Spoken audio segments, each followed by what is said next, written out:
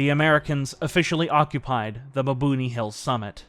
Both General Ushijima and Cho had yet to commit harakiri, but they had begun to prepare themselves, both men wishing to die on the territory the Americans now sat upon. Both generals agreed to order another suicide attack to reclaim Mabuni Summit. The soldiers prepared themselves to obey this order, to fight to the last man. Colonel Yahara described the general thoughts at the time. Exhausted, I wanted only rest.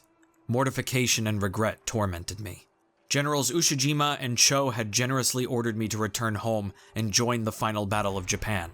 Could a senior staff officer abandon 2 great generals and thousands of comrades and escape to Japan? If I did return to the homeland, what would people say? They would surely give me the cold shoulder. Should I give up the homeland mission and die gracefully with my comrades?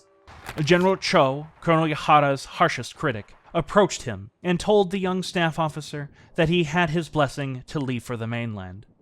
This surprised Yahara. Cho had shown great disdain for him both before and throughout the Okinawan campaign. Deciding to stay until the last possible moment, Yahara did not want to abandon his post while his 2 commanders remained alive. Charge! With the moon rising over Mabuni Hill, the final suicidal assault began, comprising of 1 major, 10 soldiers, 10 adjutants, and 1 detachment of the 24th Engineering Regiment. From the tunnels, Colonel Yahara watched the soldiers individually disappear into the darkness outside. Aware that this attack, like so many others, would fail, he anticipated needless casualties among the Japanese soldiers, preventing them from fighting another day. As predicted, the assault was quickly gunned down by entrenched Americans.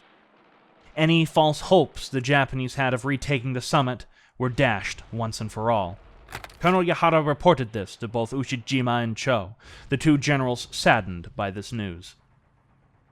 Around 3:00 a.m. on June 23rd, both Ushijima and Cho finally decided to commit harakiri in the morning. As discussed, both Ushijima and Cho readied their final acts. It remained too dark for the harakiri assistants to see. They agreed to wait a little longer until the sun shone into the tunnel's mouth. Once the sun had risen enough, fittingly rising as the imperial flag depicted, Ushijima was the first to stab himself with his sword. Cho then followed, his assistant swiftly doing the same. Their bloody, lifeless corpses lay on the muddy ground, deep under the earth.